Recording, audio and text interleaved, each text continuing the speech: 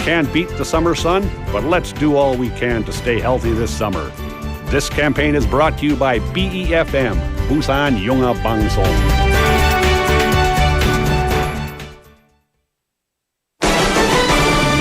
It's time for the Water Activities Safety Quiz Show with me, Mike. And me, Jessie. Now here is the question.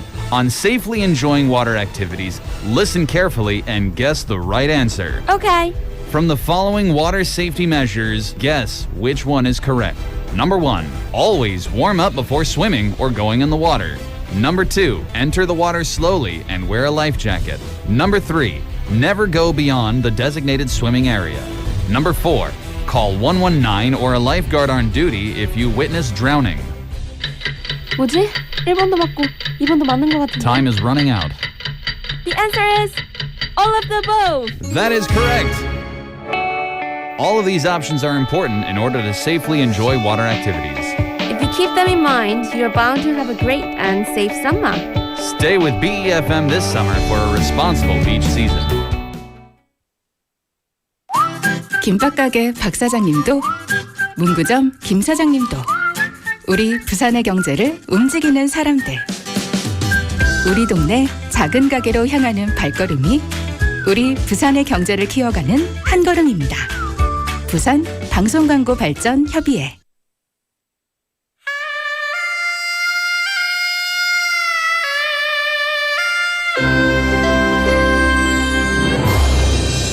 The time is now 7 o'clock.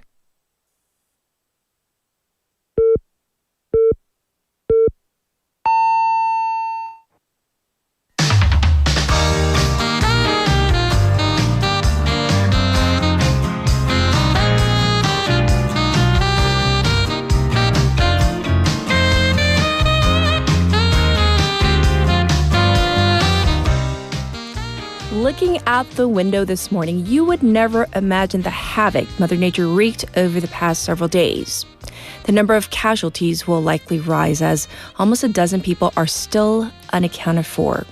The search and rescue operations are ongoing in some areas particularly devastated, especially in areas like Sancheong or Gapyeong. All heavy rain warnings have been lifted, and the Korea Meteorological Administration has declared the end of the rainy season. It seems we can now expect a prolonged heat wave as we brave the rest of summer. I'm Catherine. This is Morning Wave in Busan on Monday, July 21st on BEFM, 부산 영어방송.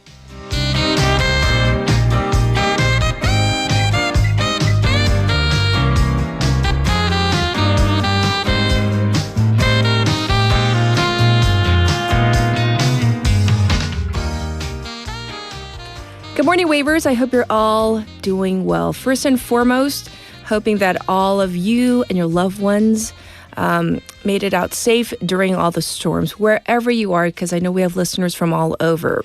You know, the last 5 days of heavy rain left the country scarred with damages that will take days or months to repair and recover from. The Central Disaster and Safety Countermeasures Headquarters said that as of last night, 17 people were declared dead, with 11 still missing. So that's the official report. The majority of the casualties came from Sancheong in Gyeongnam Province, with 8 dead and 6 missing from the heavy rain and the subsequent landslides. This is a county that was severely affected by the wildfires this spring, where we had been concerned about landslides due to the weak soil, the foundation, from the fires. In fact, the entire county's residents were ordered to evacuate on Saturday, the first time that such an overarching evacuation order has been issued for any county. The county received up to 798 millimeters of rain across 4 days, which is almost half of its annual, meaning its yearly precipitation. And of course, there have been extensive damages reported all across the country, which we will cover later on. For most of the country, the rain has stopped, but there are still concerns of damages and landslides. The government has launched a recovery support headquarters to help those affected, to survey the damaged areas, and recommending that the president announce a special disaster zone for the hardest hit areas for expedited support. So with the rain having stopped in most parts of the country, we can start on the road to recovery, but it's going to be a long and arduous process. And of course, first and foremost, it's all about making sure that the people who were unaccounted for are found. All right. Now, we usually have a lighter text topic, but because of what's been going on across the country, we want to know if you got any rain damage in your area. We want to know how you're doing. 자, 여러분 사시는 곳에 크고 작은 비 피해 없으셨는지 너무 궁금하고 we just want to make sure everyone's okay. So that's the tenor of our text topic today. You can send in your messages. You can send in not just about yourself, but if you have messages of support as well, you can send those in to BFM's live stream, live chat on YouTube. So go to the YouTube platform, type in BEFM or Busan 영어 방송 to find our channel, to subscribe, log in, and chat with our other waivers. Also, from your phone, pound 9050 shop 900. That's going to cost you 101. You can also reach me for free through Kakao Talk. To find your account, go to 친구 찾기. To add us as a friend, actually, not 친구 찾기. You got to add us, but to find our account, type in BEFM or 부산 영어 방송, and then add us as a friend to send in your messages and photos too. The ways you can tune into our program, Morning Wave in Busan, yes, 90.5 or 103.3 FM, that's on the radio. If you're in Busan, you can check us out on YouTube live. Right now, we're streaming. You can watch again at your leisure. We also are available on the BFM app and the Papang app as well. Looking ahead to our Monday morning together, we have Melissa, who is filling in for Michael Kang today for Cultural Interlude.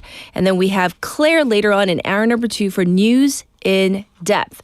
For today's special interview, we're going to talk about cryptocurrency because some are calling this a brand new chapter, a new era of crypto, because at least one of the 3 acts that were on the table in the U.S.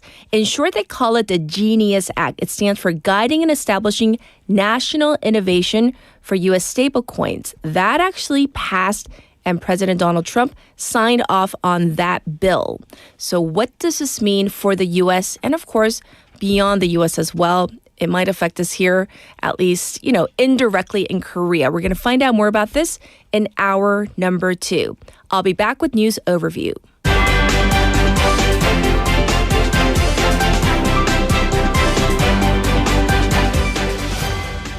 It's now 7:06, and this is News Overview. President Lee Jae-myung orders prompt disaster zone declaration over rain-struck areas. President Lee Jae-myung has ordered for the government to quickly survey the scale of rain damage and designate the hard-hit areas as special disaster zones to qualify for government support, as the death toll from the rain has reached 17 as of the official reports last night.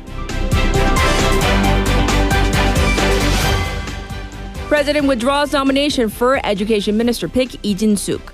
President Lee Jae-myung yesterday decided to withdraw his nomination for Education Minister pick Lee Jin-suk after much turmoil over allegations she plagiarized several of her peers' papers, marking the first failed appointment in the new administration.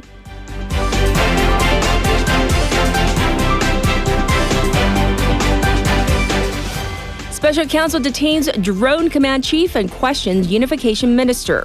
The special counsel, led by Cho Won-suk, yesterday announced that it has detained the head of the Drone Operations Command General, Kim Yong-dae, over charges related to former President Yoon Suk-yeol's martial law declaration. DP postpones chairman race due to flood damage. The ruling Democratic Party, or DP, has postponed some of its regional races to elect the new chairperson of the party in consideration of flood damages.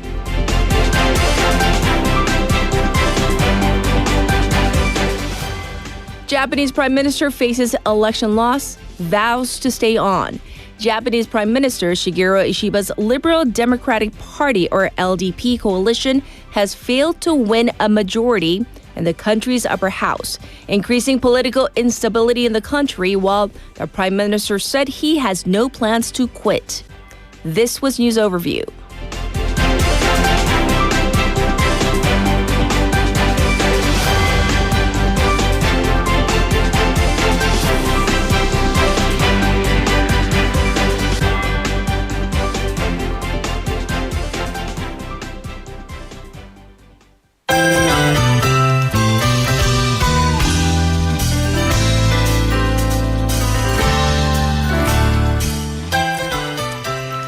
right, everybody, it's now time for Now in Busan, where we go over some local news. We have Sejin in the studio. Let's say hi first. Good morning. Hi there. How Yes, are you? yes. I'm doing okay, but our text topic is about rain damage. So was there rain damage in your area? Thankfully, we didn't have any. How about you? Yes, nothing major, of course. The little inconveniences compared to what everybody else is was experiencing is nothing. So I can, declare everything is okay. Same here. Yes. We're going to jump into our first story. I hear that the Ministry of Oceans and Fisheries is really picking up speed on its move to Busan. Right. The relocation plan is moving quickly. Yes. And now it looks like everything could be wrapped up by the end of this year.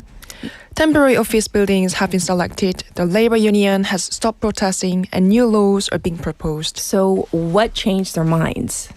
On July 17, the nominee for Minister Jeon went to the National Assembly to speak with union leader who was on a hunger strike. Jeon stressed the importance of communication and support, and in the end, the union agreed to end the strike. So it seems everything is pretty much set now? Pretty much. The biggest obstacle, which was union opposition, has now been withdrawn. The ministry has chosen 2 buildings, and a special bill has been proposed to support the move and to boost the ocean industry in Busan. So people are saying the plan has finally got wings. Well, what kind of efforts are they now making? So there's also another bill in the making to add vice minister in charge of fisheries. Busan City is also forming a joint task force this week with the ministry to handle the practical details. Do we know how many people are actually moving? About 850 government employees will be relocating. The city is currently discussing how to support them. They're reviewing incentive plans, things like tax breaks, relocation grants, help with school transfers, and job support for spouses. So it seems like there still needs to be a lot of coordination. Yes, but the relocation is gaining real momentum, and Busan is preparing a one-stop support system to help the staff settle in. Yes, and I hope we can be very welcoming of the staff of this ministry as well. So next, let's talk about the heavy rain in Busan. It did cause quite a bit of trouble over the weekend, right? Yes, after the rain poured down on Busan, there's been a stream of incidents across the city. In Daejeon Gangsa district, a part of villa's outer wall fell off. Thankfully, no one was walking by, so no one got hurt, but a parked car was badly damaged. It does sound quite dangerous. Anything else? Yes, later in the afternoon, a pile of rocks rolled down in a hillside in Songjeong-dong, also in Gangsa district. Across the city, there were 22 reports in total, from flooded homes, fallen trees, to potholes in the roads. So how heavy was the rain? At one point, Gangsa district got hit with 39 millimeters of rain in just 1 hour. From July 17th to the afternoon of 19th, different parts of Busan saw between 16 and 130 millimeters of rain. Yes, so what about road closures? Yes, because of heavy rain warnings, police temporarily shut down 37 places across the city. Some places like underpasses, roads, and riverside access point. There were potholes in Dongle and elsewhere, so please be aware if you're driving in that area. Yes, indeed. All right, let's move on. I hear that there's a bit of debate going on in Busan over what to do with an old school site. Yes, the site in question is the former Juwon Elementary School in Busan district. Yes. It was shut down in March due to declining student numbers. Now the land is to be sold next year, and the people are wondering how it will be used. And what does the education office say? Superintendent Kim Seok-jun said if all goes according to plan, the official sale announcement could come out sometime in the first half of next year. And have any ideas come up? Yes, to talk about ideas, the city's education office met with local officials, residents, and groups back in May. Ideas were something like turning it into the park, building a local arts college campus, or making it a temporary car park. Some people, the district office included, actually want the land used to expand the nearby Inje University Busan Back Hospital. Well, what about local politicians? Do they have a say? Local lawmakers also support using the land for the hospital. They say it would help bring people back to the area and improve medical services. But the thing is this, it's public land, so is it okay to give it to, I guess, one group or one entity? Great question. Superintendent Kim said that selling it directly to one group could cause controversy, which is why they will stick with public bidding. So public bidding. What is the land worth? The school site is about 9,800 square meters, roughly the size of 35 tennis courts. Its listed value in 2024 is 11.2 billion won. The actual market value experts estimate is for 13 to 15 billion won. But the market right now is quite slow. So it might be tough to, I guess, sell it. There are some limitations, correct? You're spot on. Building heights limits apply, for example, so it's said competition may not be strong. And what do experts think is the best use for this land? One real estate professor said the hospital might be the best fit because it's one, public service, and another fits school land rules. I see. So we'll keep abreast of this situation and relay the details later on to our listeners. All right, next let's talk about apartment prices here in Busan. They're becoming more and more polarized. Yes, in Busan, the price gap between the most expensive and the cheapest flats has grown from 3.7 times to 6.3 times over the past 10 years. Yes. Do we have actual prices? Yes, the average high-end apartment costs around 825 million won. Okay. While the low-end ones are around 130 million won. Busan has the biggest gap among Korea's 6 major cities. Yes, and I do want to talk about Haeundae just because this area is well known for being super pricey. Yes, in Haeundae, the price gap is the biggest in the entire country. The most expensive apartment there costs around 29 million won per 3.3 square meters. In general, as of mid-July, Busan apartment prices has been on downward trend for over 3 years, except for Suyang district in Haeundae. Suyang saw price increases for 3 straight weeks, and Haeundae prices also went up for 2 weeks, then stayed the same in the 3rd week. What about rental prices? Rent prices also rose. In the 2nd week of July, the average jeonse, which is long-term deposit lease, price in Busan rose by 0.05%. But in Suyang and Haeundae, the increases were much bigger, of course, 0.27% and 0.10% respectively. So is this part of a long-term trend? According to Professor Kang Jung-gyu from Donghwa University, yes. He says demand in general is weakening due to slow growth and a shrinking population. But at the same time, people are becoming more selective, like focusing on just a few high-end neighborhoods. Yes. And how these new developments sell could shape the future of Busan's housing market. Yes, well, this is something that we have known about, but we have the firm figures to back this up. So thanks for going over all the local updates. We'll check in with you tomorrow. Thank you, Sejin. Thank you so much. And I'll be back with your traffic and weather. Good morning. Good morning. 굿모닝입니다. Good morning. 좋은 아침입니다. Morning wave in Busan. Morning wave in Busan. Morning wave in Busan. Major news, local buzz, and expert takes. It's all here on Morning Wave in Busan. Brighten up your morning commute with Morning Wave in Busan. Morning Wave in Busan.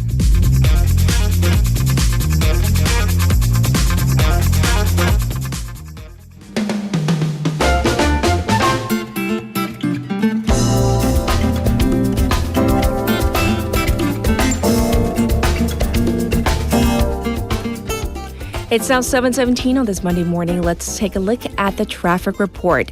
On the Dongso overpass, it looks congested from the Hwangyong ramp to the old Kaegum tollgate.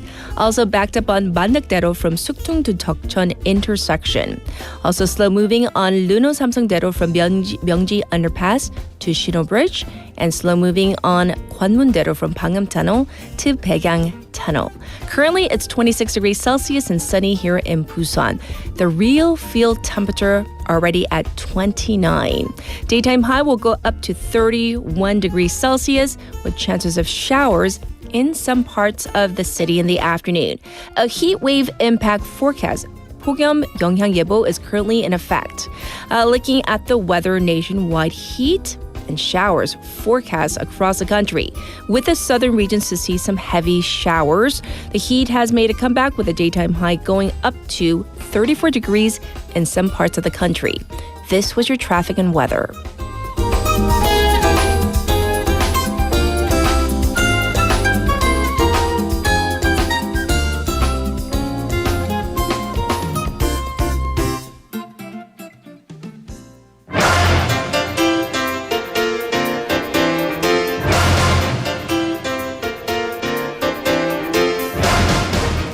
It's time for Top Stories. We have Haley in the studio. Let's say good morning first. Hi, good morning. Good morning. I hope, in your neck of the woods, Right, is everything okay? we're fairly okay. We're also on high ground, which, as annoying as that could be during regular times when it is raining, we are, quote unquote, safer or tend to be. That's true. So we're going to begin with some flood and rain damage reports from the weekend. Right, so let's get to the details. Southern regions were the worst hit over the weekend. So in Gyeongnam, as you mentioned, Sancheong, and I do have updates on the casualties, worst hit by far. So this particular village, Puri village, saw 2 landslides back-to-back on Saturday.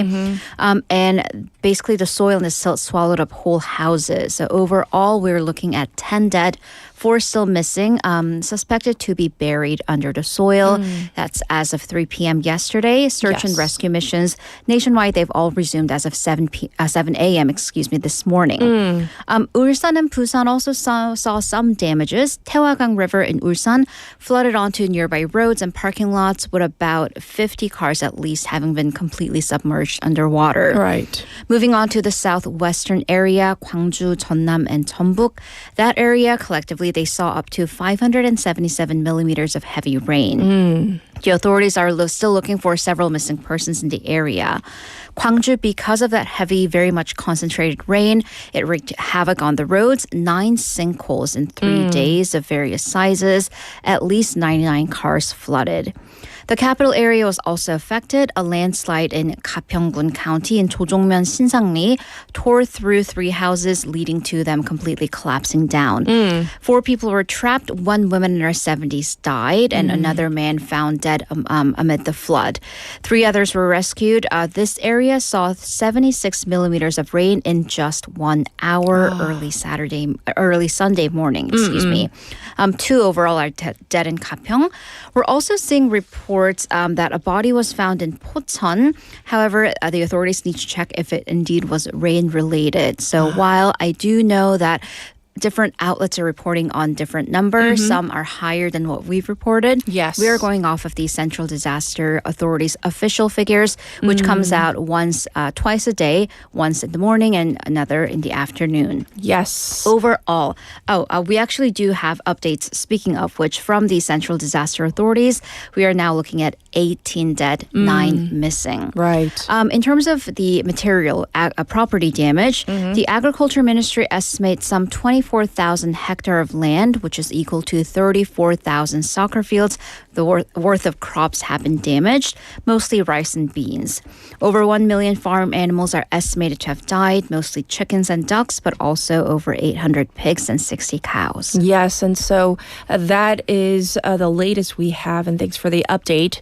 The recent several days really are reaping too high of a human cost, and unfortunately, there are signs that safety lapses may have at least played a part. Right, so we're going to go back to the deaths from last week, where we do have details and potentially management issues prior to the accidents. Yes. So if you remember last week, the Hosan retaining wall collapsed from an overpass. This wall collapsed on top of passing vehicles that were going past under the overpass, leading to the death of 1 driver. So following this, though, a series of online posts appeared and comments with people claiming that there had been clear signs that there was something wrong with the overpass, even an official civic complaint having been lodged to the city. So one online community poster said the day after the accident, I have photos of proof that I submitted civic complaints about the wall the day before it collapsed. So the photo shows a significant pothole on the overpass and a fairly long crack on the wall. The original poster said that it showed signs of being about to collapse from 2 days ago. It seems that this particular poster was the same person who lodged a civic complaint to Osan City on the morning before the accident via the government safety app. Yes. The civic complaint back then said that the ground level was sinking on the right side of the second lane and expressed concerns of collapsing if there were to be rain, which is exactly what happened. Right. So the civic complaint was, again, very specific.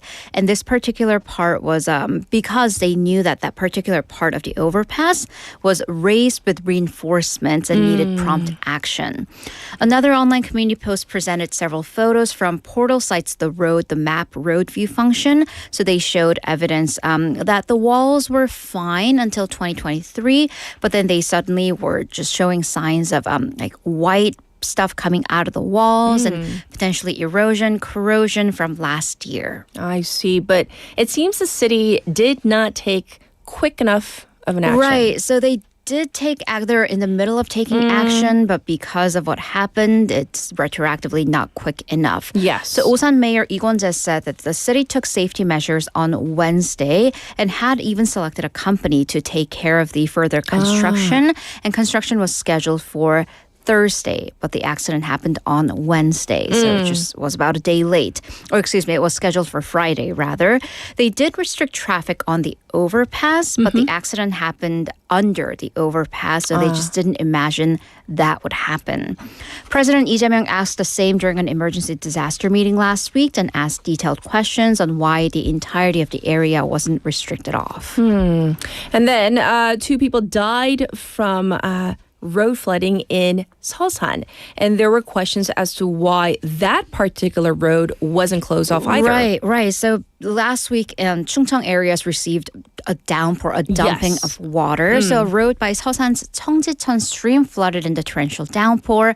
Again, that area received over 35% of their annual precipitation in one day in just the first 10 hours. Authorities received a first report that cars were being flooded on that road at 3:59 a.m. on Thursday morning. The fire department had rescued drivers at 5:14 in the morning, so about an hour and 15 minutes later. The first victim was found dead in his car an hour after that, 6:15 a.m. The second victim outside, just out on the stream area at 11:25 a.m. 284 millimeters of rain had come down between 1 and 3 a.m. that morning. So while Hosan City did send out disaster alerts, multiple messages telling residents around the stream to evacuate and to try not to drive, they actually didn't close off the road until 2.5 hours after the cars were flooded and stranded. So the city said its resources were stretched thin. Once again, record levels of rain. I mean, not just record, but first you would see in 200 years. Because there were so many damage reports all over the city, officials were getting to areas as the reports are coming in. Yes. And they also added that that particular stream had never once flooded before. So the city said that things were unexpected because, again, record-breaking rain. But here are concerns overall that these quote-unquote first and unprecedented events may happen more rapidly because, well, climate change is happening at a speed that we've never seen before. So unprecedented safety measures may have to be taken. Yes, indeed. For now, that's a reporting on the flooding. Of course, we will have more in hour number 2. For our next story, it was a busy weekend for former President Yoon Suk-yeol's ongoing cases. Right, so a lot of things happened on this front as well. So starting on Friday, that was the review of legality of detention and arrest, 구속 적부심. Essentially, his side seeking his release from detention, arguing that the detention was illegal. Well, Seoul Central District Court struck that down after hearing and deliberation, saying that the special counsel's detention was just and not against the law. Okay. During the hearing, former President Yoon reportedly spoke for over 30 minutes, claiming that his health had worsened during the detention and denied charges against him. The special counsel said that it is conducting additional investigations that unveiled further charges against the former president and said that citing his attempted meeting with the Korean-American jurist Morris Tan, a vocal supporter of the election fraud charges, they claim that President Yoon may try to incite the election fraud charges further and incite his supporters. And actually, the special counsel did indict the former president. Right, so that came a day later on Saturday. Yoon Suk-yeol has been indicted under detention, 구속 기소, on charges of abuse of authority and obstruction related to his martial law declaration. So the Cho Eun-suk special counsel team said that the former president allegedly violated the rights of some cabinet members, retroactively drafted the martial law declaration and ordered, allegedly, for the encrypted phone records to be deleted. Yes. So it actually did have a choice to conduct further investigation. However, the council said that given Yoon's refusal to cooperate, he has not once shown up to the summons ever since he was detained. The special counsel decided to press charges. Yes.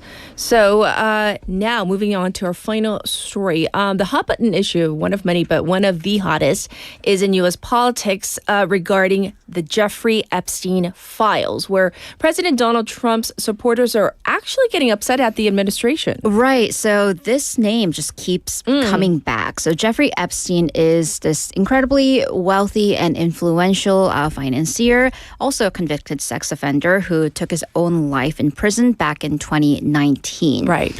He was famous for throwing these huge parties in Florida and connections to influential people, including multiple former presidents and even President Donald Trump.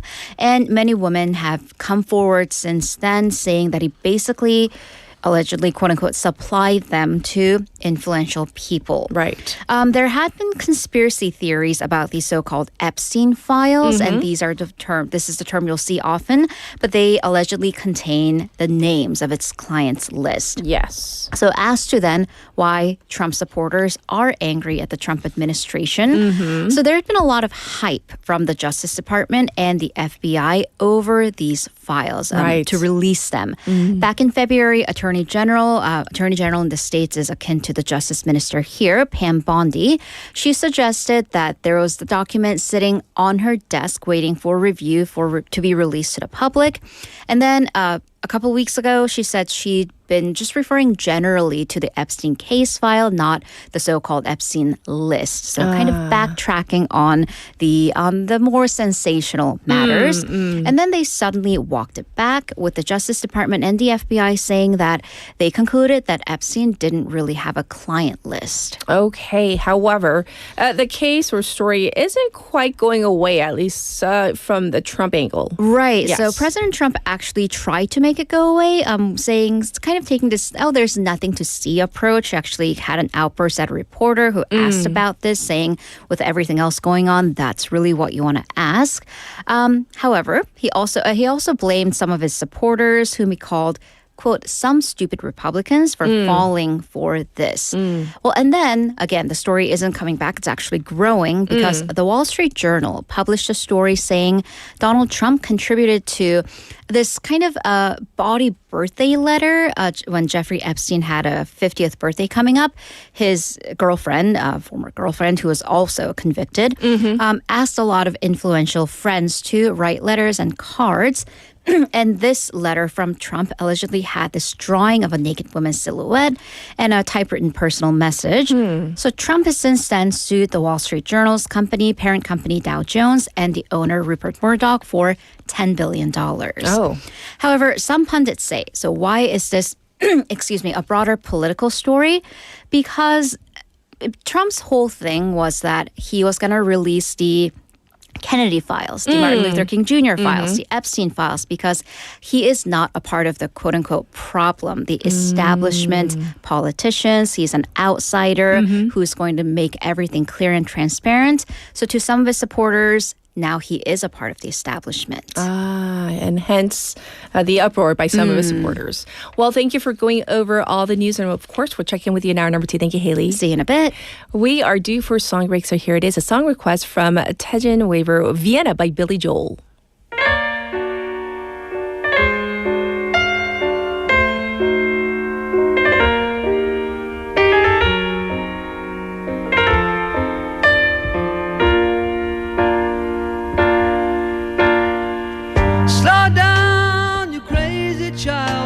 You're so ambitious for a juvenile, but then if you're so smart, tell me, why are you still so afraid? Where's the fire? What's the hurry about? You better cool it off before you burn it out. You got so much to do and only so many hours in a day. Hey, but you know that when the truth is told, that you can get what you want or you can just get old. You're gonna kick off before you even get halfway through. Ooh, when will you realize Vienna waits for you? Slow down, you're doing fine. You can't be everything you wanna be before your time. Although it's so romantic on the borderline tonight. Too bad, but it's the life you lead. You're so ahead of yourself that you forgot what you need. Though you could see when you're wrong, you know you can't always see when you're right. You're right. You got your passion, you got your pride, but don't you know that only fools are satisfied? Dream on, but don't imagine they'll all come true. Ooh, when will you realize Vienna waits for you?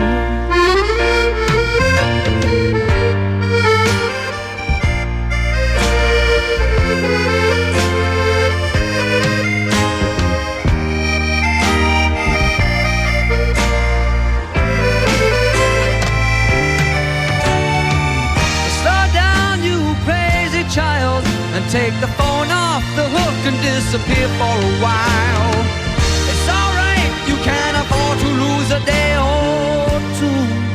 Ooh, when will you realize Vienna waits for you? And you know that when the truth is told, that you can get what you want or you can just get old. You're gonna kick off before you even get halfway through.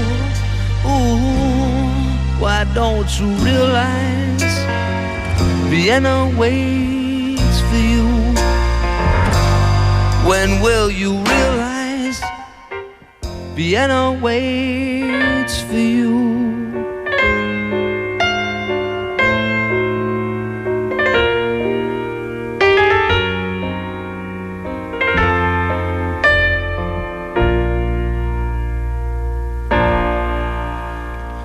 Welcome back, everybody. We've been talking about the rain and the damage that you may have seen or experienced in your area. Once again, hoping that you're all doing well. We have some messages that have come in. Choi Hee-suk-nim, who's saying, good morning. It's less hot after the rain. No big damage in Pohang. So that's good to hear that in your neck of the woods, things are looking okay. We also have Kosu, who says, 비 피해 빠른 복구와 위로의 마음을 전합니다. So, of course, that's kind of the feeling that we're all experiencing right now, that we are hoping first and foremost that the people affected the worst. We have reported on the deaths. Once again, as of 6 a.m., 18 people have been reported dead. Confirmed, and also 9 are still unaccounted for. We also have a message from Michael saying, 폭우로 피해 입으신 분들 힘내시길 응원합니다. So people have also had to evacuate. They've been displaced from their homes. So we do want to keep everyone in our thoughts and prayers. And now we're going to get to Cultural Interlude.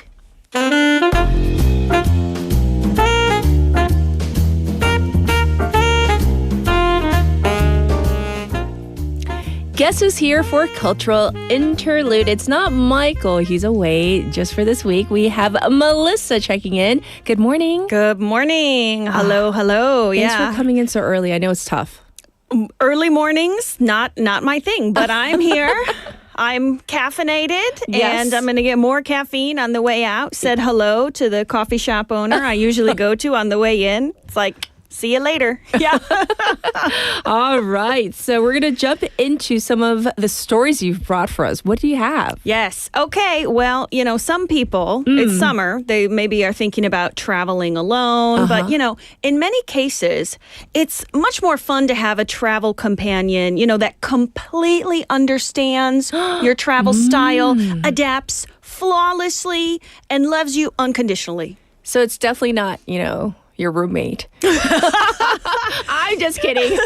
Well, not your family, right? It depends on who your roommate is. Oh. Because yes, there are plushies on the rise, okay, right? Okay. We have the rise of Labubu, my personal favorite, 1970s icon.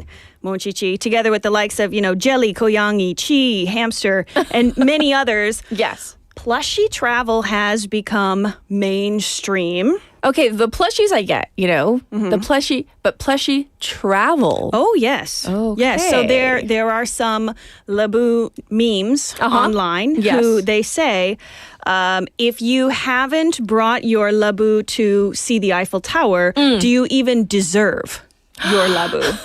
Oh, yes. It's a real thing. Oh, goodness. But also, you're not really traveling alone if you have a beloved plushie kiddo with you. Okay. Right? So, traveling with your plushie bestie, though, there is one very important problem. There's a problem. There is a problem. What's the problem? Plushies have nowhere to sleep.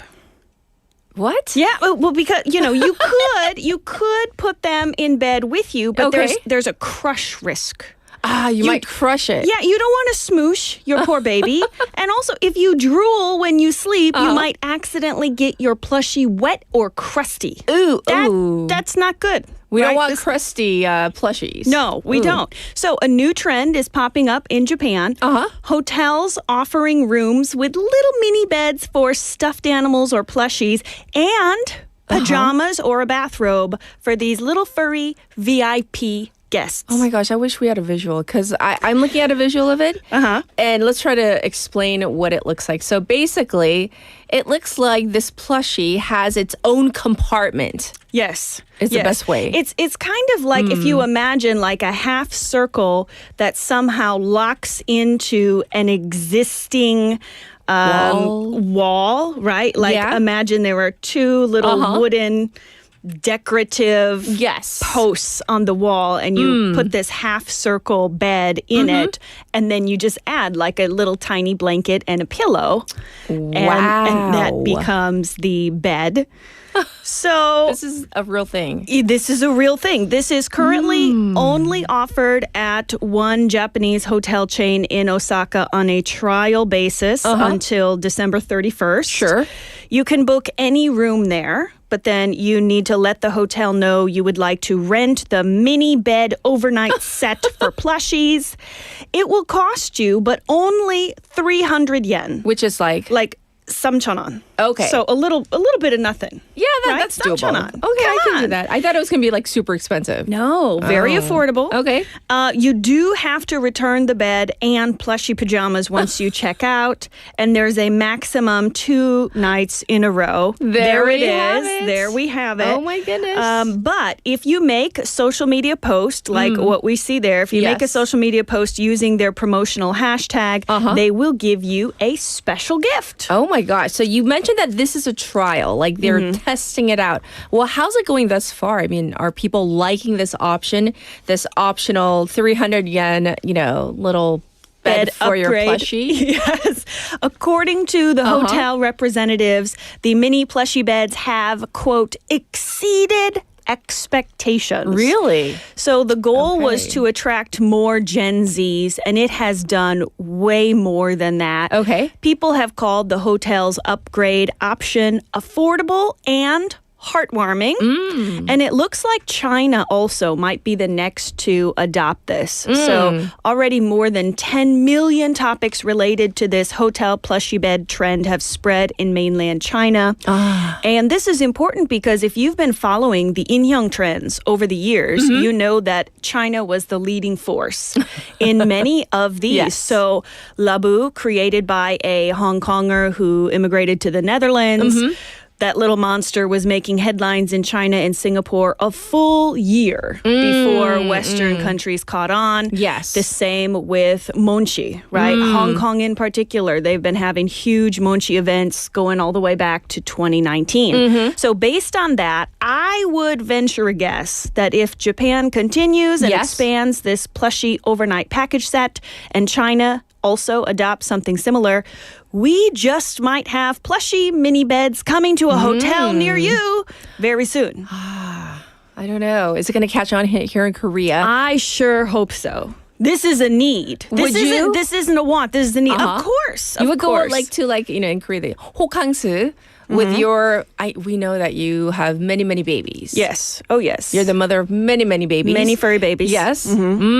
So you would go to an establishment that had one of these plushy beds? Yes. Oh. Yes. I mean, in a heartbeat. Already, I go to hotels that have a little bit of a bigger room because I need at least one, if not two extra chairs to put my kiddos on for their bed. So when you I travel, how already many do you take with you? Depending on my self-control. Okay. As few as two. As many as 6. Oh. When I brought 6, I was stopped in Gimhae Airport for additional security checks. Really? By the third monchi they took out of my bag, they were like, okay, just keep going.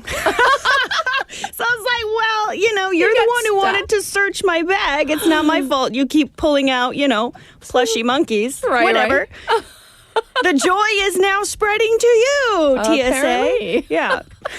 That is so funny. But very close to your heart, I can see. Yes. Very enthusiastic. Yes. Very exciting. I mean, there's so many, not great things in the world. This is true. A very nice one. A little reprieve. We need a break from all the not so great news, as Melissa says. But let's move on to our second story. Okay. So this one also involves a bed, but no one wants to be in this particular bed. Why? It's a hospital bed. Oh, no. What happened? Suki Waterhouse. Oh, She's a British model, actress, and singer, famously dating Twilight actor Robert Pattinson, opened for Taylor Swift's The Eras Tour. She informed fans last week that she had been hospitalized and was waiting for surgery. She posted on social media in response to her fans saying, Suki, you never tweet anymore. So she was giving a reason why she's not on social media. I'm laughing not because she's sick or not because she's in this hospital bed, but I saw the reason why. I mean, on the internet. So why does she need surgery? All right. Well, Gen Z hates skinny jeans. Yes. And now we just might have a better idea why. Yes. According to Suki, she wore pants so tight during her Sparkle Muffin tour that it caused a hernia. Oh my gosh. 탈장. Suki's exact words to her fans in a social media post were, have you ever considered I wore pants so tight it caused a hernia and I've been too scared to tell you? Okay, so first of all, we need to verify this. Can you get a hernia from tight pants? And by the way, I mean, I think we all went through that era. I was not too fond of the skinny jeans either, that era. But thank goodness that era is, done and over with, at least for now. Yeah. Okay. Yes. But can you get a hernia from tight pants? Fans had the same question. Okay. Apparently, you can. You can. You can. So if it doesn't make you want to throw away those out-of-date skinny jeans, maybe, nothing will. Okay. So technically, anything causing trauma to the abdominal muscles can cause a hernia. So those tight pants, 복부 근육에 외상이 생겼어요. It's possible. The trauma is enough. It's real. It also noted that it seemed like Suki Waterhouse often vapes. Oh. So vaping or smoking causes chronic coughing. Chronic coughing is one thing that's well known to lead to hernias. Also, it makes it harder for wounds to heal quickly. Additionally, Suki had a baby last year too. That's right. That weakens those muscles, increases pressure in the area, causing a greater risk of hernias. So we've got vaping, coughing, having a baby, and those unfortunate tight pants. So it seems like the perfect storm, very unfortunately, for poor Suki. So what's the moral of the story? Don't wear pants that are too tight, people. Yes, and maybe throw those away.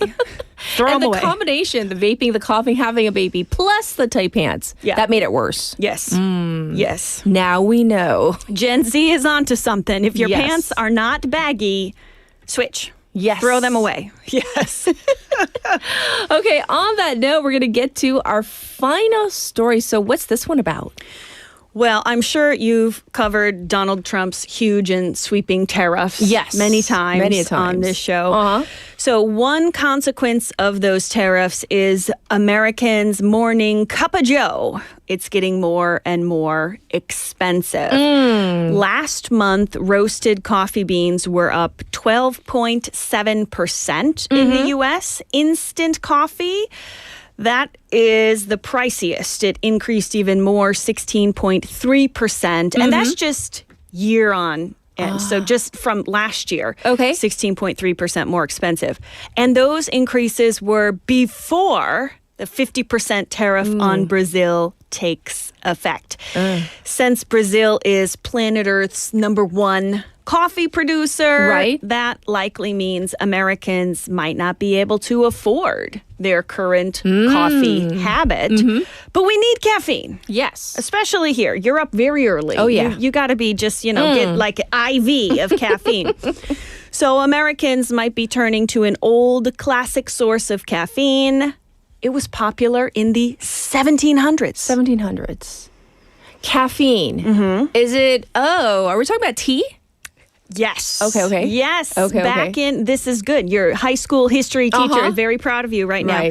Back in 1773, there was the famous Boston Tea Party. Oh, yeah. Where Americans threw British tea into the harbor in protest of tea imports. Sound familiar? History kind of repeats here.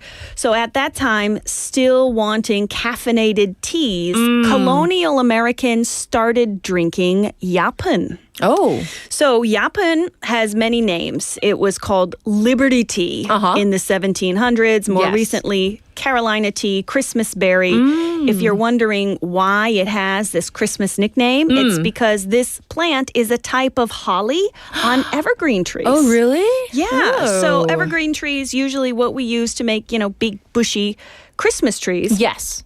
And it's the one and only caffeinated plant native to North America. Interesting. So no importing is needed. So we want to be clear. This yapen tea is a tea. It's not a coffee, but it has caffeine. Yes. Okay. That's right. So it's tea, but with those import tariffs again on both coffee and tea, the yapen growers are expecting, hoping, people addicted to caffeine and unable or maybe unwilling to pay high prices, well, they might just be willing to try yapen. Interesting. So let's throw the question out to our waivers. Would you be willing, because if you really need your caffeine, if you're addicted, and yes, caffeine addiction is a thing, would you be willing to try this yapen tea? I'm very curious about the taste. Right? Yeah. When they say it's a Christmas berry, it makes me think of some of the European holiday teas. I don't know if you've tried some.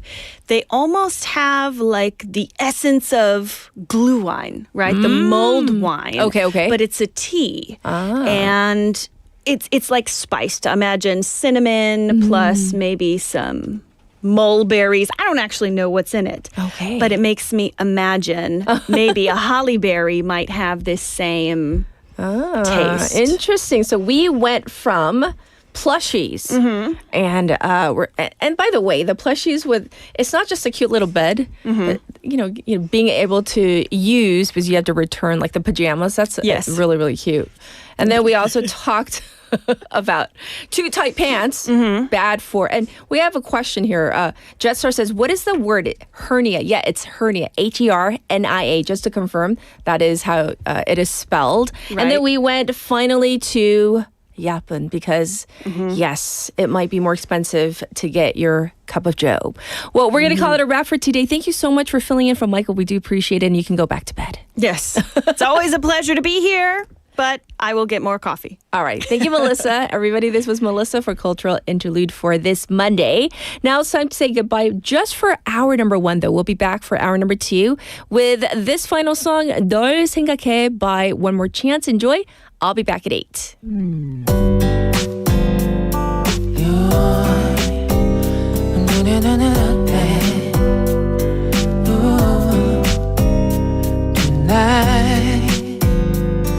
널 바래다 주는 길 내내 편했다고 말하지 널 생각하지 않는다고 너는 투덜대지 언제나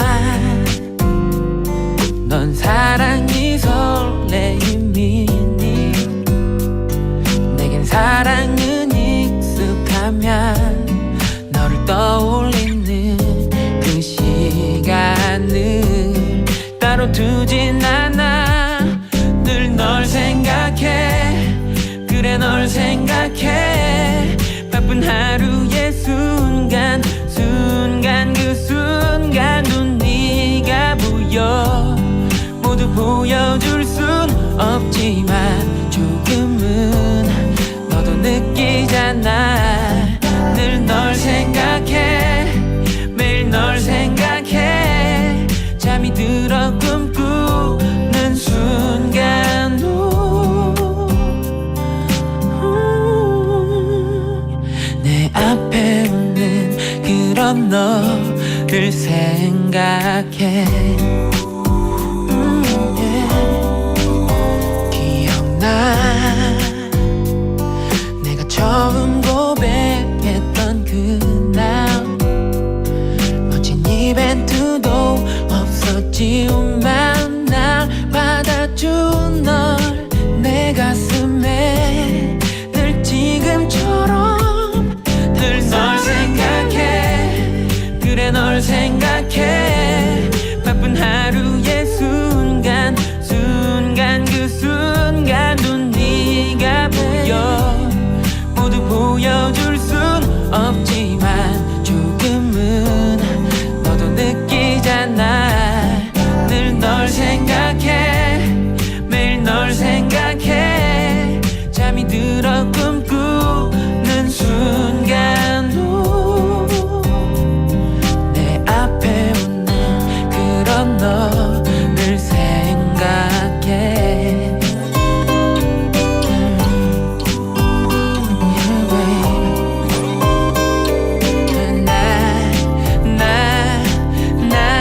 늘 널 생각해 그래 널 생각해 우리 함께한 순간 순간 그 순간이 소중해서 말로 다 할 수는 없지만 조금씩 내게 보여줄게 늘 난 생각해 매일 난 생각해 이른 아침 잠에서 깨어나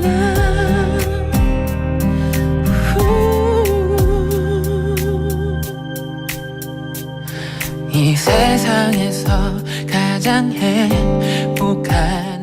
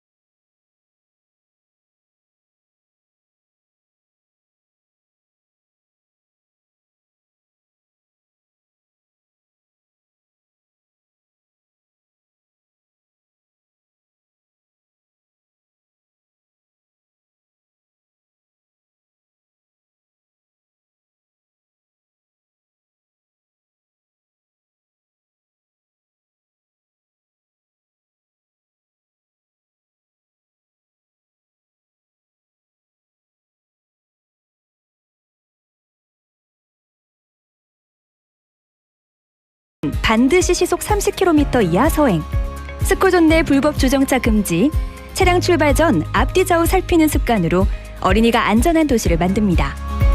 참, 운전 중 휴대전화 사용은 모두에게 위험합니다.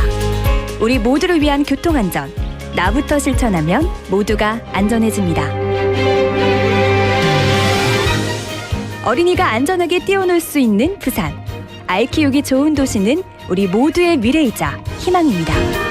이 캠페인은 어린이가 안전한 부산을 만드는 은행, B&K 부산은행과 함께합니다.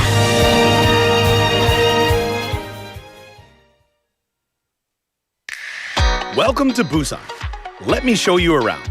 Here you can find the world's largest musical in-ground fountain and the world's only UN memorial cemetery. Stroll along the coast and explore the largest mountain fortress in Korea. As well as all this, there are so many tourist attractions, beautiful exhibitions, vibrant culture, convenient facilities, and delicious foods unique to Busan. With all the beauty and charm of the amazing city of Busan, you'll find yourself right at home in this ever-changing tourism paradise. So stay with us a while. Busan, your #1 tourist destination. Your home, away from home. This campaign is brought to you by BEFM, Busan 영어방송.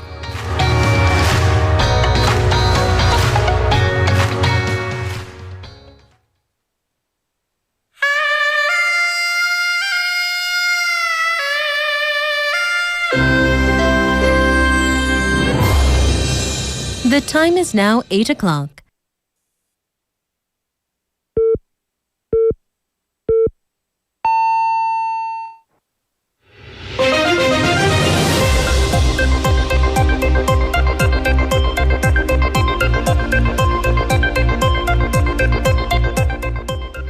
Welcome back, everybody. This is hour number 2 of Morning Wave in Busan. We begin with Spotlight News.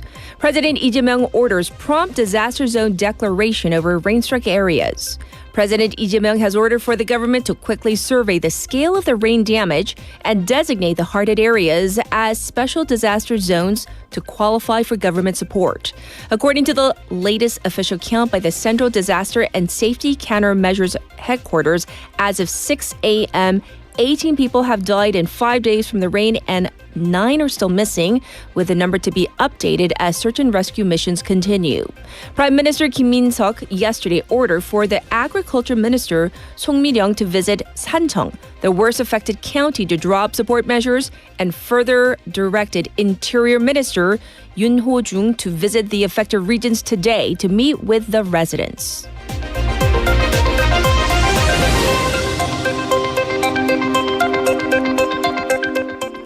President withdraws nomination for Education Minister pick Lee Jin-suk. President Lee Jae-myung yesterday decided to withdraw his nomination for Education Minister pick Lee Jin-suk after much turmoil over allegations she plagiarized several of her papers from her old students, marking the first failed appointment in the new administration. The presidential office made the announcement yesterday and asked the National Assembly to respect the president's wishes and take the necessary follow-up steps. However, Lee did not make any comments regarding his gender equality and family minister nominee, Kang Sun-woo, implying that he will push on with the nomination.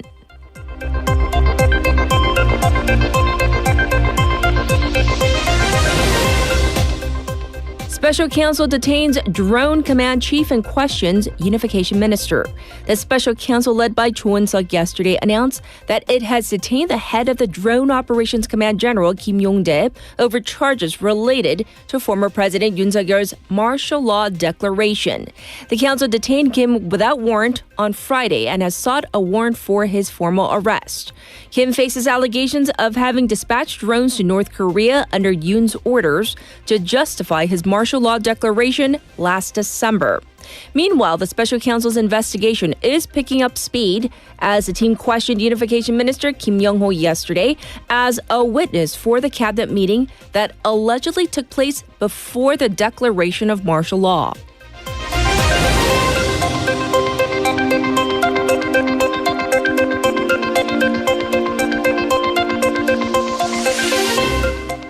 LDP postpones chairperson race due to flood damage. The ruling Democratic Party has postponed some of its regional races to elect the new chairperson of the party in consideration of the flood damages. The two candidates, lawmakers Chung Chong-nae and Park Chan-dae, agreed to hold the elections in the southwest area and the capital area on August 2nd, when the party chairmanship will be determined. In the meantime, former labor minister and presidential candidate Kim Moon-soo officially declared his bid to run as the head of the opposition People Power Party, or PPP, yesterday. The PPP National Convention is scheduled for August 22nd.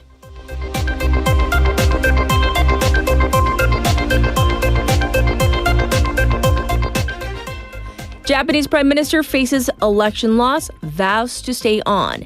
Japanese Prime Minister Shigeru Ishiba's Liberal Democratic Party, or LDP coalition, has failed to win a majority in the country's upper house, increasing political instability in the country, while the Prime Minister said he has no plans to quit.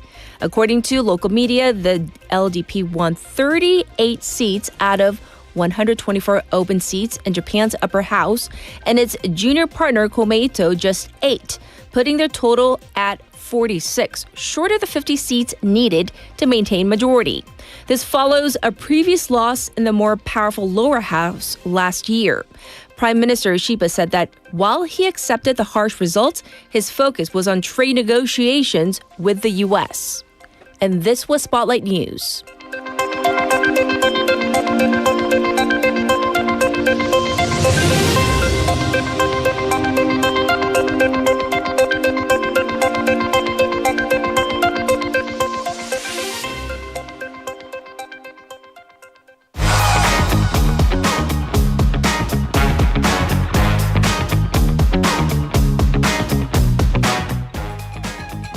It's time for Wa글와글. That means Haley's back in the studio. Hello again. Yes, well, we're going to jump into this story.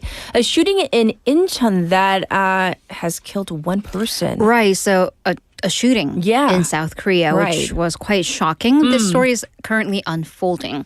So a man in his 60s is under custody after he allegedly shot and killed his own son. And he went on the run, but he has clearly been caught. So according to Incheon's Yeonsu police, they received a call from a woman at 10:30 p.m. last night saying that her father-in-law shot her husband. The victim was taken to a hospital, but he died. And the gun that was used in this incident, allegedly used, is known to have been a makeshift gun. So 사제 총기, meaning that it was made at home. The suspect, a man in his 60s, went on a run after there was a bit of a standoff with the police at the apartment. He was caught in Gangnam in Seoul a little after midnight this morning. The police have detained and they're questioning the suspect. However, another twist, a report came in that there was an explosive at the suspect's home in Sangmun-dong in Seoul. The police overnight, they worked with the district office to evacuate some 70 residents, combed through the building, and did find a homemade explosive that was apparently connected to fuel and a timer device. So it seems that it wasn't just a threat. They've thankfully safely removed it. This all happened at about 4:15 in the morning. However, they are combing through the building just in case to look for any other potential threats. Two things that are like unheard of that unless never you're talking happened a movie. really, in Korea. All right, let's move on and talk about the top story. We're talking about damages mounting from the heavy rain nationwide. Understandably, a lot of people are devastated and even angry, but one person may have taken things too far. Right, so a man tried to punch the head of Buyo County when he was visiting the flood-damaged area. So according to the county officials, county's chief Park Jung-hyun, he was inspecting a flood site in Guam last Thursday. And when he got out of the car, a local resident came up to him and just threw a punch. Park dodged it, so it just grazed his cheek. But this man, a man in his 70s, local business owner, just kept swearing at him and tried to get at him. Apparently, his store was flooded the previous day from the torrential downpour. So, yeah, that's what happened. Yes. But why of course, devastating. But why is he kind of like that, letting it out, taking it out on this public official? Right. So that's kind of the issue, of course. And actually, the thing is, public officials did come to that affected area early in the morning and took measures, including putting up these water-blocking walls. But again, with record-breaking rain everywhere, his building still got flooded. So that apparently led him to file these civic complaints, and now even an attempted assault. So here's the thing, though. I mean, of course, it falls upon local governments to issue warnings and try to do everything they can. But if you're a private business owner, I do wonder what measures he took to try to protect his own business. In any case, the Union of Public Servants urged strong responses, saying that physical and verbal assault during work is a serious act of crime. And of course, they do face significant threat on that front. So they stated that public officials try to do their best for the residents, and to see these efforts come back to them in forms of violence, that discourages them. And they called for a zero-tolerance response against obstruction of justice and assault. Right. Once again, record-breaking rain. Right. Mother Nature. I mean, people are dead. Right. Like over a dozen people are dead. Flooding on a local business. I mean, of course, property damage is serious. But then, it's all about perspective. Yes. And as we said in hour number 1, Ulsan saw severe flooding as well, and that includes the most recent UNESCO heritage site. Right. Just the timing of this all. So we're talking about the Ulju County Pangudae, the petroglyphs or amgakwa. They've been submerged underwater as well, and they currently are. So the prehistoric rock carvings are located right on or over the Pangucheon stream. Yes. And that water level there reached 56 meters on Saturday. Oh. That means that basically most of the petroglyphs are underwater because the rock carvings from ground level, they sit at an area between 53 and 57 meters at the point of the rocks. So this particular river or stream doesn't have floodgates, 수문, so that you would usually control the water levels. Sure. So when the reservoir that is connected to the river, when it floods, the river floods as well, and the rocks are affected. Yes, but from your explanation, it seems that the rock carvings do get submerged from time to time? They do. It's unfortunately the way that, nature is built in that area. However, the concern is that it may take time for the water levels to go down because looking at precedents, back in 2023, the carvings were submerged underwater for 74 days due to the rain season and the following typhoon season. I see. So on average, experts say that the petroglyphs spend about 42 days per year underwater, which, by the way, is a significant improvement from the period until 2013 when they spent an average of 150 days underwater. Yes. So that's when the authorities started to really actively control the water levels. So that's nature, right? And, you can say, well, the petroglyphs have existed long before we did, and, they're obviously sturdy enough. But then what's changed? Well, they are now a UNESCO heritage site where the whole point is they were deemed so because they were deemed very valuable to humanity, but also for preservation. So from these preservation aspects, that's not ideal. They are underwater, literally. Right. So there are plans to build floodgates to keep the water levels at a more manageable rate. However, that's a process that'll take until 2030 to complete. Years. So in the meantime, something has to happen. All right, for our next story. Oh, this clip went viral. Haley and I, we reenacted it just, off air Friday. But this story just kind of grew and grew. We're talking about that couple at a Coldplay concert. The couple. Yes. So this is, it's like a meme that's bred several thousand memes. Yes. But now we have a conclusion. So Coldplay's vocalist Chris Martin inadvertently exposed an alleged affair at his concert. Right. So it was at the Boston concert on Wednesday last week, and you can see this on our YouTube. The Jumbotron, kind of the kiss cam, was showing various shots of couples in the audience. And I suppose the band, they were like making up clever songs about them as a part of their performance. Yes. So it zoomed in on this couple having, until that point, having like a lovely time. The man was hugging the woman from behind, the back hug, and just all smiles. But then when they realized they were on camera, it was a Look full at the reaction. freak out. The woman covers her face, turns away. He ducks. He ducks. Literally. He just ducks. And then Chris Martin says, "Oh, either they're having an affair or they're really shy. Which I thought was just hilarious and apparently on point because we have investigations that were done. We have IDs. Yes. We have IDs and we receipts. know who they are. So Wow. internet sleuths, and that's what we call in Korean internet netizen 수사대. I do like that there are terms for it everywhere because Yes. netizens will find you. They quickly identified the couple as a CEO of a New York-based AI and data company. Right. Astronomer, that's the company's name, not his job. Andy Byron. And the same companies, they call their human resources head chief people officer, Kristen Cabot. Right. That was a whole other thing. Yeah. That's interesting. Well, Byron's married.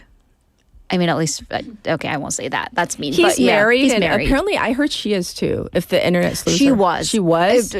He is married for sure. For sure. But then she is divorced is what some internet sleuths are saying. We Okay. haven't been able to confirm that. Okay, so just okay. keep that in mind.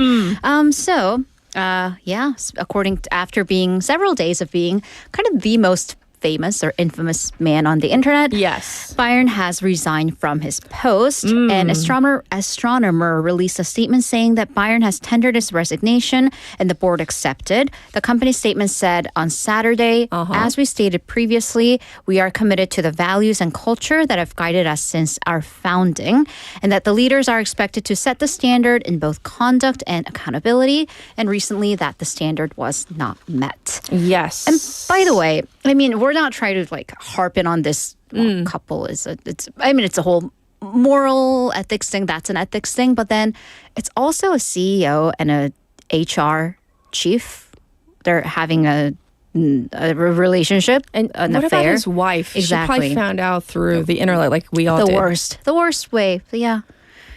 But it is So- wobbly, hence it's news. Right, I mean, right. we have like CNN alerts coming up on our phones about this story. So that's why we're reporting on it. It's not just about, salacious gossip. Right. Well, let's end it on a high note for today's Wagga Wagga because that was definitely a low note. No. So what do you have? Right. So again, we're going back to the flooding. A lot of casualties being reported, but this man and his employees in Gwangju saved an elderly man's life during this massive flood. Yes. So it's Mr. Choi Seung-il who runs an auto garage. So he's a mechanic in Gwangju. His store was located on one of the many streets that flooded when the riverside embankment apparently just kind of collapsed and flooded and rushed all that water. So he was apparently working with his employees to put these sandbags in front of his building, in front of his business to prevent damages, which is what business people do, I swear. Yes. But in any case, he noticed something weird happening on the street, this weird movement of water. It was an elderly man who fell on the ground with water just swishing past him. So he got swept in the flood, and then his legs got stuck in a manhole, which is just a horrible situation. Right. So the moment he saw that, Mr. Che just jumped into the flooded street to save him. And he could have gotten hurt himself, right? Right. So I mean, the thing is, would I be able to do this? Is it safe? Of course, always call 119, try to help someone, but not by putting yourself at risk. But he did. So his legs were apparently so stuck, it actually took a long time for them to let him free. The older man was because he had fallen to the ground and water was swelling. It was getting to his face. He was basically drowning right there. So his workers brought this huge wooden plank from their garage and put it in front of his face to give him some room to breathe. Okay. And then thankfully, because they worked at a garage, they had all these tools they could use to get him out. But then there was even a moment that a car was driving towards them and they could have gotten hit. So it was a 20-minute struggle, which in 20 minutes with water swelling around you, that is a long time. Yes. Thankfully, they rushed him to the hospital. He is okay. And the elderly man's family came to the garage the following day and thanked them profusely. So Mr. Che, when interviewed, said that there were moments that he was legitimately afraid that he would get swept away as well. And he said, as a very fairly, like a physically strong person, he was afraid and he had trouble standing still. And he did acknowledge that this was reckless, but stated that if it happened again, if this elderly man was in need in front of his eyes, he would do that again. But please be aware, water is deceptive because it's so dense compared to air. It moves really quickly. If even a healthy or fit adult may have trouble walking in water in rapids that are only knee-high. Yes. So you can actually fall quite easily. Luckily, this story ended well. But, yes, heroes, but let's not be heroes at the risk of Your our own life. Yeah. All right. Well, thank you for going over all the Woggly stories, and we'll check in with you tomorrow. Thank you, Haley. Have a great day. And we are ready for your updated traffic and weather.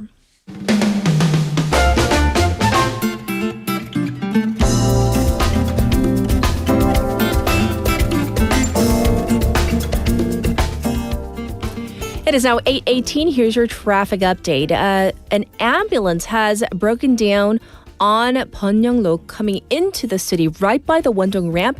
It's causing backup right now. The Dongso overpass is congested from the Kamdong ramp to the old Gaegeum tollgate. And it's backed up on Chungnyeol-daero from Minam intersection to Mandak Tunnel number 2. It's also slow moving on Nakdong-namlo from Gangseo Police Station to Seongsan three-way intersection. It is currently 28 degrees Celsius on average here in Busan. It's sunny. The real feel temperature stands at 29, and the daytime high will go up to 31 today with chances of showers in some parts of the city. That's in the afternoon. A heat wave impact forecast, 폭염 영향예보, is currently in effect. Across the nation, heat and showers forecast for the country, with its southern regions to see some heavy showers. The heat has made a comeback, with daytime highs going up to 34 degrees in some parts of the country. This was your traffic and weather report.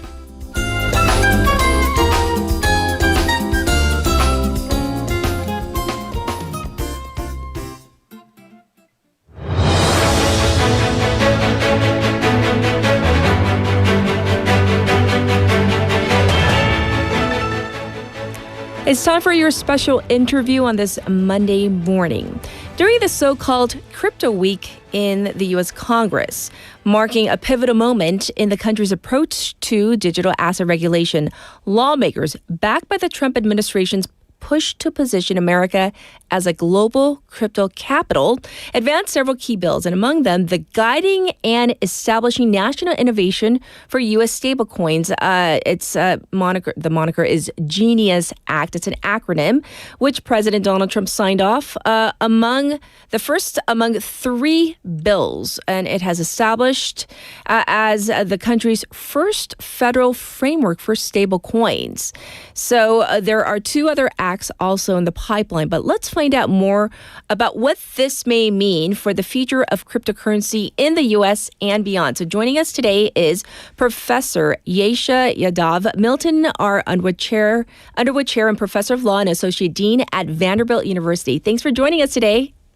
Good morning, Catherine. It's such a pleasure to be with you today and with your listeners in South Korea. Thank you so much for having me. Absolutely. To begin with, if you can explain what cryptocurrency is for a person, like let's pretend this person has never heard of cryptocurrency. So in layperson's terms, how would you describe it? Perfect. So if I can just nerd out with your listeners for 2 minutes. Cryptocurrency is really all about this dream for people to be able to communicate and send money to one another directly.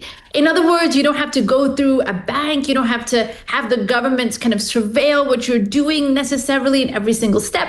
The goal here is for people to be able to converge and communicate directly with each other. So you and me, I'm here in the U.S. and you're there in South Korea, Catherine, that we can communicate with each other without having to go through a big bank or a series of banks. That has been the dream. Now, this is what came about in 2009. And at that time, we did actually have technology in the form of internet and online communication to try and create networks that would help us to communicate and send value to each other directly using our own laptops and computers. So cryptocurrencies are a currency internal to these networks that have come about. Right? So these are these big, global, decentralized networks connecting your computer with mine.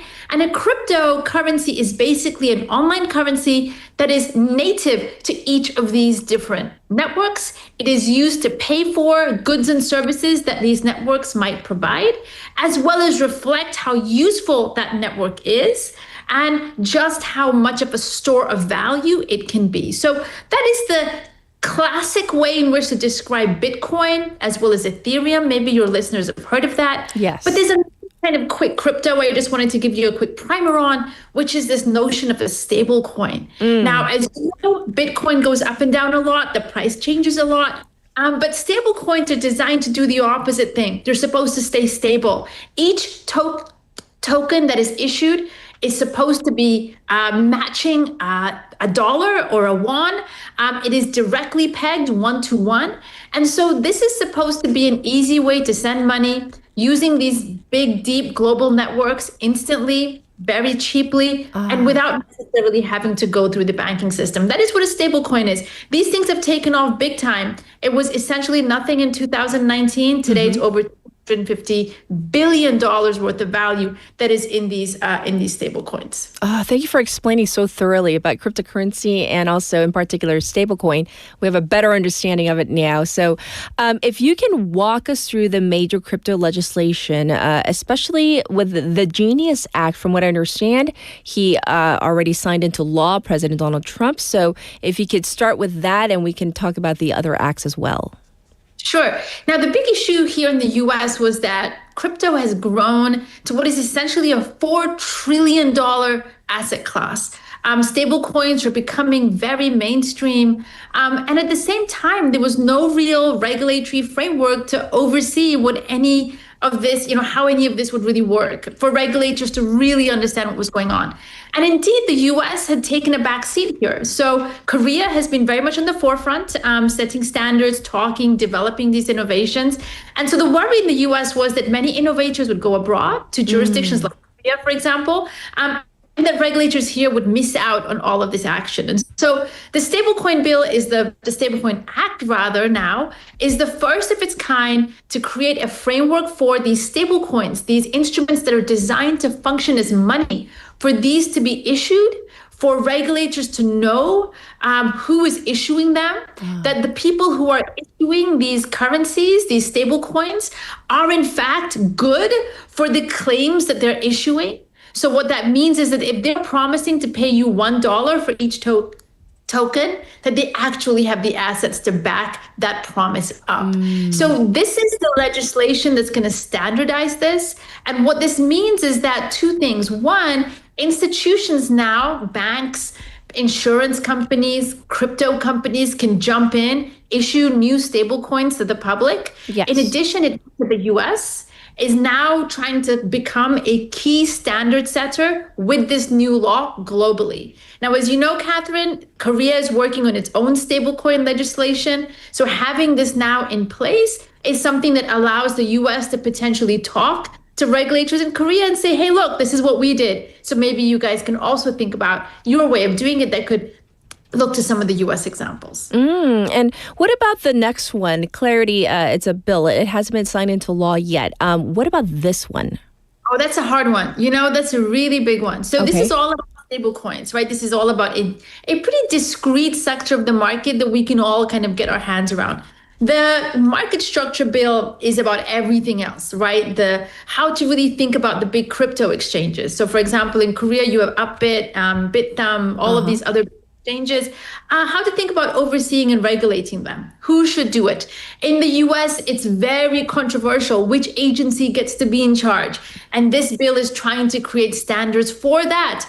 It's trying to build some real rules of the road for what kind of disclosures crypto issuers need to provide. Now, all of this is very, very detailed. It's controversial. It's going to take time. So even though this new stablecoin bill has come into play, don't hold your breath for the Clarity Act. That's going to be a long time away. It's going to go through the Senate, where they're going to debate it and talk about it before coming back to the House and then eventually, hopefully, being passed. But this is a long road to getting that show on the road.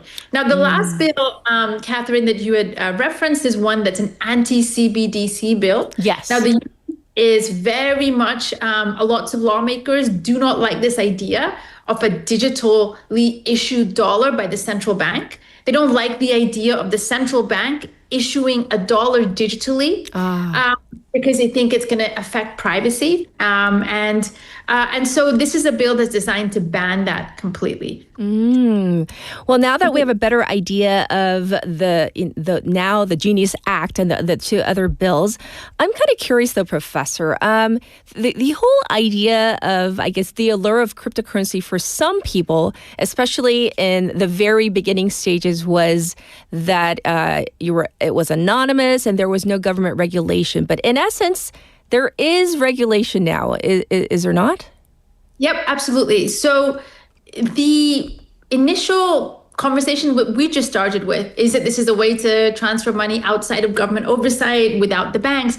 That's all changed now, right? Crypto, as it's become more mainstream, is now looking to get more regulated as a way to grow even more in its ability to have everyday people use its technologies. I see. So the more that everyday people are becoming involved, the more regulators feel pressure to do something. And in addition, crypto companies themselves want to be engaged in regulation because, as you saw with the collapse of FTX and other companies, the consequences can be dire when there's no regulation involved. Yes. And so they themselves see some reputational benefit in having some regulation be engaged. So now the conversation about being outside of regulation has gone. It's now all about creating good regulation that can allow some of these innovations to flourish and do so as safely as possible. Thanks for explaining. And now that at least the first one, the Genius, it's an act now, it's been signed into law, do you think that more companies are going to be, starting or creating their own cryptocurrency? Absolutely. So, Catherine, this is the big question today, which is, the question that you've asked is so important. So now that this framework's in place, lots and lots of companies, banks, big companies like Fidelity, which is a major, mutual fund provider and other things, BlackRock and other, they're all looking to issue stablecoins, to think about ways in which they can issue stablecoins. Now, the big issue here is, if all of these companies are going to issue stablecoins, will this create a good payment system? Can these stablecoins talk to each other? Can they interoperate with one another? Right? These are some big questions that haven't yet been discussed, but that need to be discussed, going down the line, because for this to really work and be successful, it has to be safe, but more than anything, it also has to be super convenient. So if everybody else is looking to join in, we have to create a way for all of these networks to really speak to each other, for everybody to be able to interact and connect with each other in the way that is imagined. Yes. And so these, especially the Genius Act, plus the other two bills, how are they going to be reshaping the digital asset landscape? I mean, how big is this? It's huge. So the U.S. getting involved here is huge. For the last 4 years, the regulation in the U.S. has not really existed. It's all been litigation and trying to figure out what to do with crypto. Now this piece of legislation exists. That means that companies, as you mentioned, Catherine, can jump in. It also means that the U.S. is going to start playing global regulator. It's going to be in conversations now with counterparts around the world to say, hey, let's talk about shaping the rules of the road together. Ultimately, Catherine, this is a global technology, right? This is one that anybody can access. You and me sitting opposite corner of the world, we can both use it. And so standards have to be uniform so that we don't start looking for the jurisdictions that have the lowest standard, put ourselves in those jurisdictions and sell products to folks in Korea and in the US, and then potentially harm them without consequences. So I think the big movement now that the US has the legislation in place, is that it's going to start talking to everybody else globally and starting to shape standards in the image of some of the rules of the road that have been passed in the Genius Act. Yes. So to summarize, Professor, how would you summarize what we've been discussing for the past few minutes? I guess one key takeaway, if you could summarize? The big takeaway right now is that crypto has become mainstream and that we should be prepared for it to become a very regular and embedded part of the financial system. So what you're seeing today in the Genius Act is basically financial regulation. This is what is happening today. It is welcoming crypto fully and deeply into the body of the financial system. Oh, thank you so much for clearly explaining the ramifications, the impact that this will have, not just in the U.S., but beyond as well. Thanks for joining us today. We do appreciate your time and expertise. Catherine, it was my pleasure, and thank you so much to your listeners for paying attention to this. Thank you so much. This was Professor Yesha Yadav, and we talked about, in particular, the U.S. Stablecoins Genius Act. So it does indeed seem like a new chapter has opened in the cryptocurrency era. We're going to take a short break. This is One Way or Another by Blondie.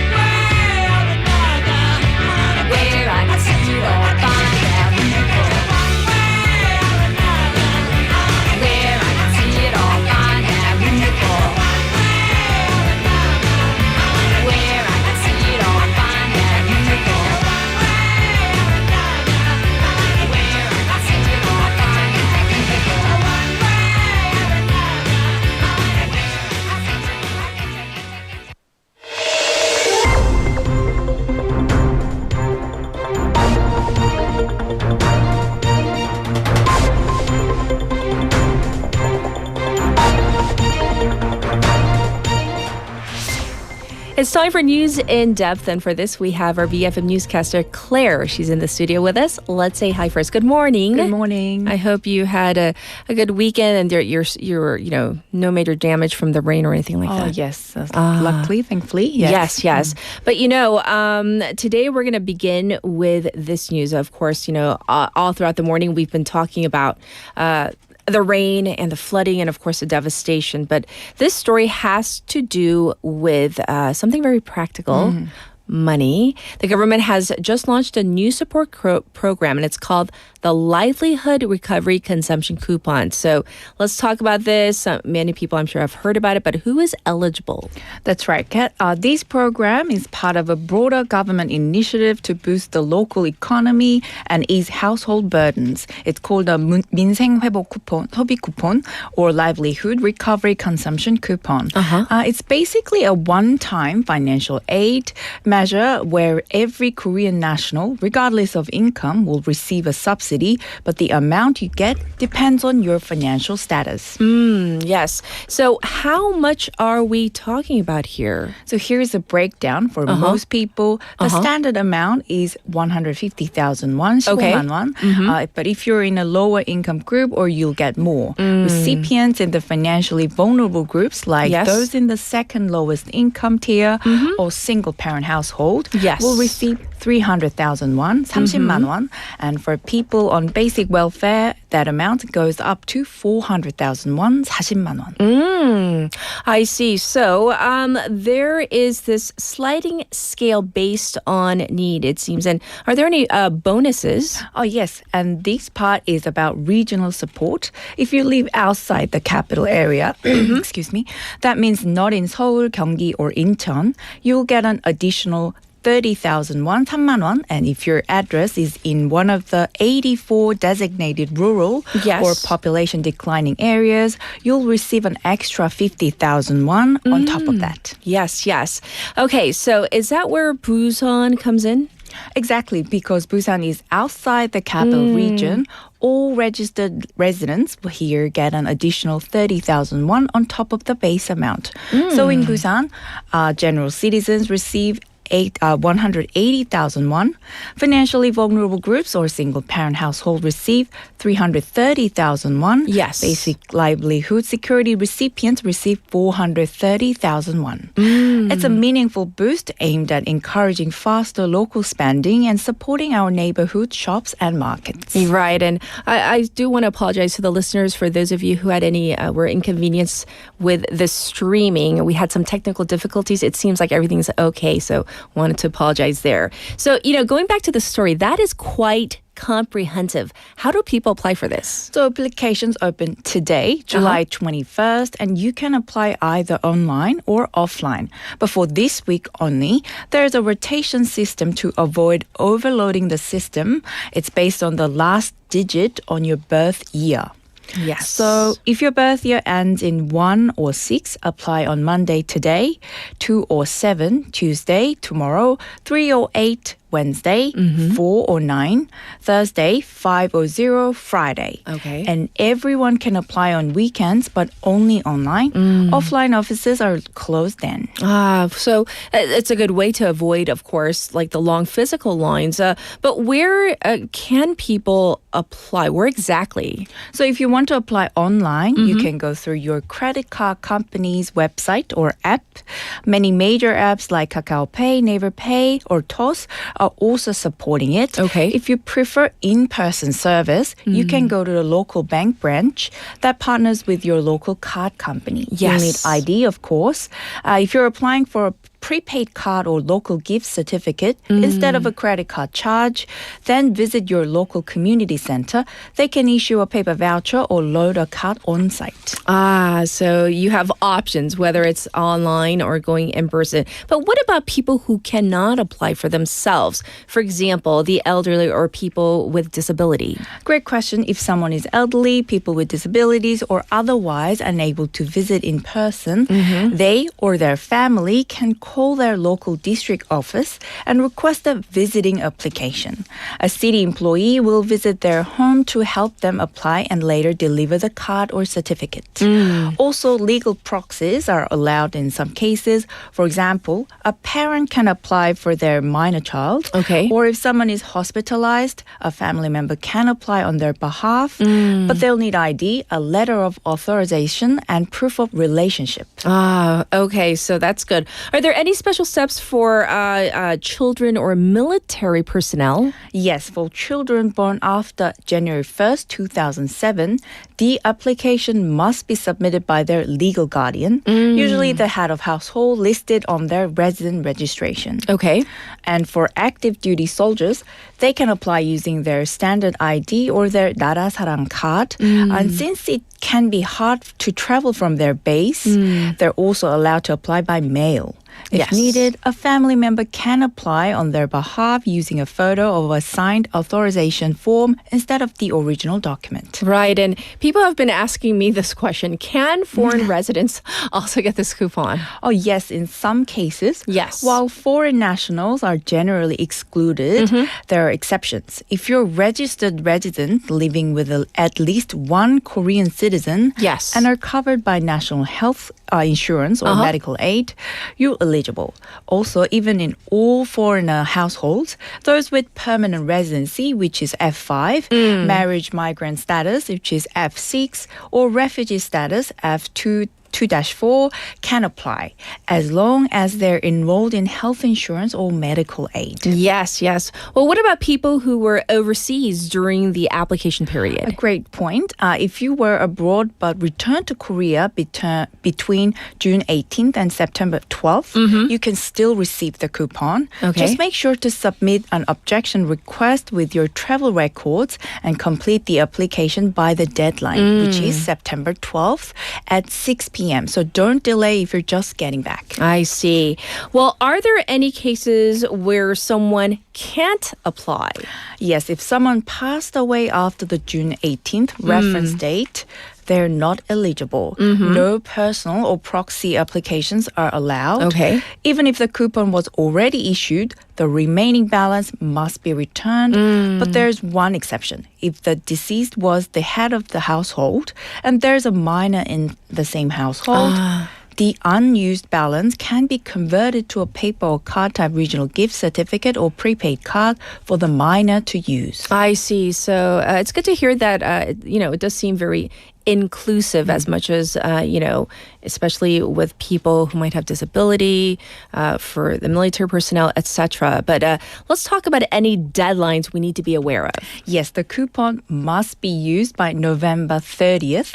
After that, they'll expire. And no refunds, so don't forget that includes all types card charges, paper coupons, or mobile versions. Yes.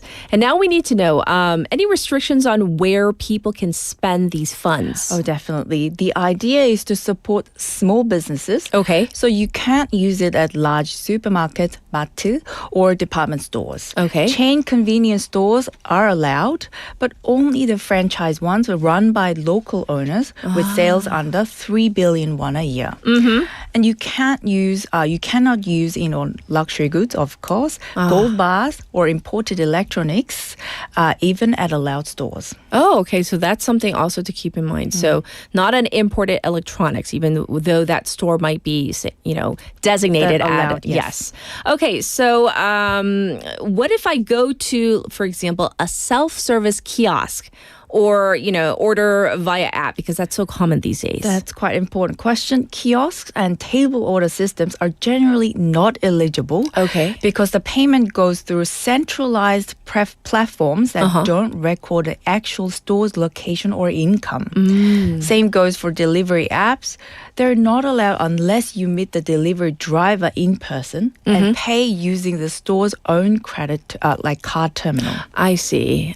So avoid digital shortcuts and stick to, I guess, maybe in-store machines? Exactly. Use the card reader at the counter, not the kiosk or app. Okay. Well, what about transportation? Can people use these coupons on things like, for example, buses or subways? Not really. For public transit like buses or subways, prepaid cards and postpaid cards are excluded. Okay. Even if your card has a built-in transit chip, but that part of payment isn't supported by the coupon system. As for taxis, you can use the coupon only if, for private taxis, the registered base address is in the same region as the coupon. For company taxes, the company is based in that region and earns under 3 billion won per year. So regional gift certificates like 동백전 also work, but only in registered taxi vendors. I see. So it's very specific. They want to make sure it's all the funds are earmarked. Yes, local businesses. We got to ask this question though. Any scams we should be watching out for because we've already heard of some? Unfortunately, yes. Authorities have already issued a smishing warning. Fraudsters are sending fake messages that look like government links to steal your personal information or install malware. Yes. So remember, official government messages will never include clickable URLs address. If you get a suspicious text, do not click the link. Yes. If you do accidentally click, run a mobile antivirus scan, immediately delete any malware and reset your phone. You can also contact the KISA Internet Safety Center for help. All right. We're going to move on, though. Thank you so much for all the good information because, once again, this is for the bulk of the nation. Moving on to our second story. There's another big change that kicks into effect this week. Korea's Mobile Device Distribution Improvement Act. And it's actually called the Subsidy Law or 단통법. It's officially being repealed tomorrow. What does it mean for everyday consumers? So this marks the end of an 11-year era. Okay. The law was introduced back in 2014 to regulate excessive subsidies and prevent unfair price discrimination between consumers. It forced telecom companies to publicly disclose their subsidies and cap the additional support that retail stores could offer. So it sounds like it was meant to protect consumers. So why is it being repealed now? Because over time, it did the opposite. The cap on subsidies reduced price competition. People were paying similar prices regardless of where or when they bought a phone. Okay. And because the rules were so strict, illegal subsidies just moved underground. There were even complaints that low-income and older users were unfairly paying more. Oh, goodness. So what happens starting Tuesday? So we're talking tomorrow? Yes. Okay. So the law goes away. And we go back to a more flexible system. Carriers can now offer various variable subsidies, and stores can add on extra discounts or promotions. Okay. Even controversial practices like paybacks might become legal again. For example, a phone that cost 1 million won could now be sold for much less, depending on the store, plan, or timing. It sounds good in principle, but I'm thinking it's not going to be that simple. Correct, consumers will need to be a lot more careful. Carriers and shops might offer big subsidies, but only if you sign a long-term plan or bundle if necessary services. It's a return to the old system of compare and negotiable, which could be good for savvy shoppers, but confusing for vulnerable groups. Yeah, so we're talking about like seniors or groups who aren't familiar with how mobile plans work, right? Exactly. Watchdogs are concerned that people could fall into bad deals because they didn't read the fine print. It's also possible we'll see short-term chaos, especially with new phones set to launch soon from many companies. Yes. The competition to lure customers could get intense. I see. Well, thank you for sharing a wealth of information and news with our listeners today. And of course, we'll check in with you real soon. Thank you, Claire. See you next week. Bye. All right, this was News in Depth with Claire. And it is time to wrap up Monday's broadcast. And once again, wishing you all safety and health on this Monday morning. We're going to end it with this song by Coldplay. So here is